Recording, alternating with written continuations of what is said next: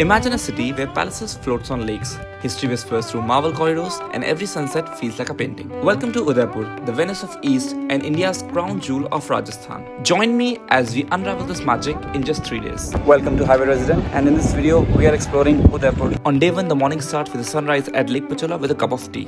Come early to avoid mad crowds of pre-wedding shoot. The view of Lake Pichola is actually breathtaking. Next, accommodation. Prefer staying near Gangor Ghat for easy access everywhere. I chose Taj Palace for this trip, definitely on the expensive side, but the experience is highly recommended. Woke up late and missed the hotel buffet, so for breakfast I moved to A Rainbow Restaurant. It's got a great view of the lake. After this funky brunch, we are heading to City Palace. We got the news that one of the elder members of the royal family of Nepal died today morning, so the City Palace is closed today. For me, I rented my bike from here for 300 bucks.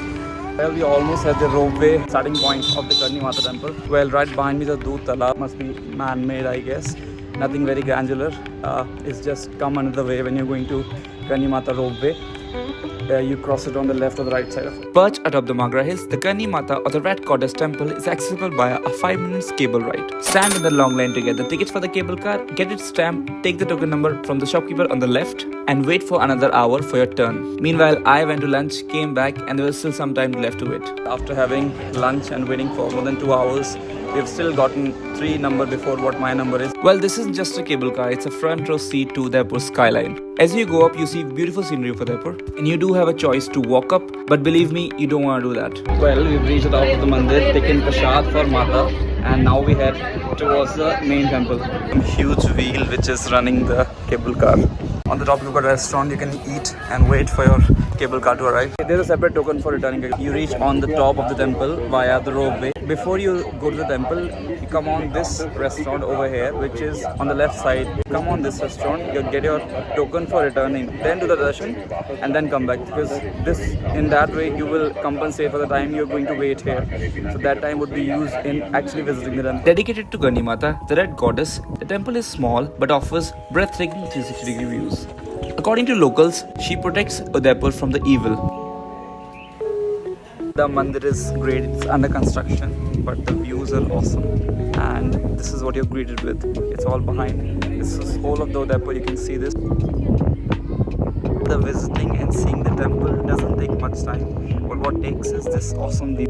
यात्रीगण कृपया ध्यान दें, restaurant एवं ropeway जाने का रास्ता back to ropeway. Felt hungry? Hence moved to Sun and Moon Restaurant to have some lunch. Hi guys, currently I'm inside the Bagor Kihavi, and there are few things that needs to be kept in mind while you want to book tickets for the show. Well, the tickets start at 6 p.m. for the show from 7 to 8, and if tourists are more, they add one more show which is from 8 to 9, and ticket can be bought after that. So this is what is happening today. I went, they said the tickets are sold out, but they are doing one more show tonight. That is from 8 to 9. That's why I bought the ticket for it. It's 125 bucks for one show. So while that show is happening inside from 7 to 8, I'm going to go watch sunset. The folk dance is one of the best cultural experiences for visitors. It consists of performances like Ghumar, Teratal, Bhavai, Kalbelia, puppet show with an awesome folk music. There's a separate ticket for filming the show, and if you arrive early to get the best seats.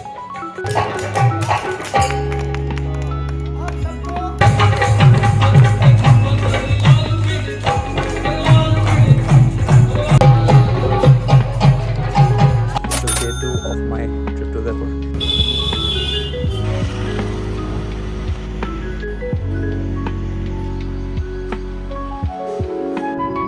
This beautiful city has many bridges, and maybe that's why it is called Venice of the East. After a quick brekkie at Chil's Cafe, we are heading towards the Sagar Lake. Summers might not be the best time, but if you fancy, you can rent a cycle to roam around Sagar Lake. Sagar Lake is one of the most iconic and beloved spots in Udaipur. It's an artificial lake originally constructed by Maharaja Jai Singh in 1687. Apparently the speedboat thingy is banned in this lake. They only have one option for this normal ride. That is what I'm going. It's 177 bucks for one person. As I'm told, somebody drowned from the speedboat in December 24, and hence this is the only option left. I just finished the boat ride. In my opinion, it was a meh. I mean, it was boring. There's nothing else to do in this Sagar Lake. You can just see the lake behind. That's pretty much it. doing shopping from non-touristy places so that I can negotiate better. The price is already low. If you want to shop for the Lake Pichola, the only place which you can get is Lakhara Chowk. They sell a lot of shops which sells churia made with lak, which is handmade. As the day approached towards the end, I headed to Umbra Restaurant to have my dinner. One of the most romantic and scenic dining spots in the city. Located inside Amit Haveli at Umbra Ghat, provides unbeatable views of Lake Pichola, City Palace, Jag Mandir, Gangor Ghat, all lit up beautifully at night. On the third day, they finally opened the City Palace for tourists. Rising from the eastern bank of shimmering Lake Pichola, the palace stands like a dream, carved in marble and granite. Built over 4 centuries, this majestic complex is not just a palace. It's a living museum of Mewar dynasty legacy.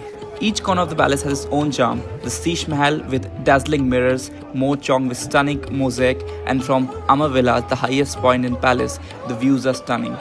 But it's not just about beauty. The city palace is a chronicle of Udaipur's soul, echoing stories of kings who've ruled, war they have fought, and the culture they have preserved. This place definitely has a charm and magic of royalty. You can see the huge walled garden that they live inside, and you can only watch it from outside. But that's pretty amazing.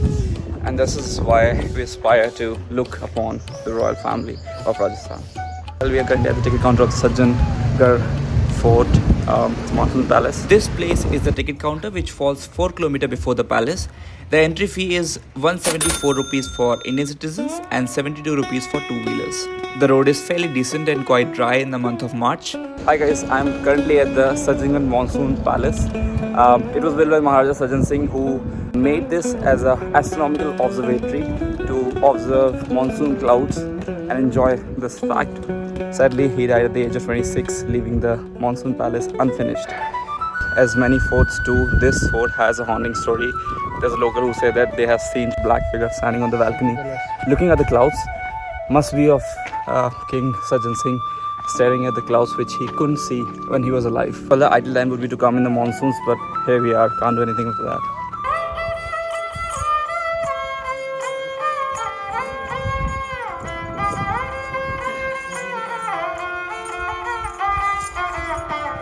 From its towering balcony, you can get panoramic views of Udaipur. The palace has the most functional design since its purpose was observational, not residential. It has a rainwater harvesting system built into the architecture. It is quite breezy throughout the day and it's nice to hang out in the evening. Well, there's nothing much to see in this palace except that it was built by king because he wanted to. Well, they have a wrapped informative if you fancy these kind of things. After all this juggling throughout the day, felt hungry and went to Bagor Restaurant for authentic Rajasthani cuisine. We are currently at the Saheliyon Ki Badi garden, which was made for the ladies of the royal family of Rajasthan, and it's quite splendid. Saheliyon Ki Badi, or the Garden of Maiden, was built in 18th century by Maharana Sangram Singh. It was a gift for his queen and her 48 maids. The fountains over here are not powered by electricity but by water pressure from Fadaga Lake. In the end, does Udaipur live up to the hype it has around it? Absolutely. This city is peace, this city is royalty, and this city is vibe.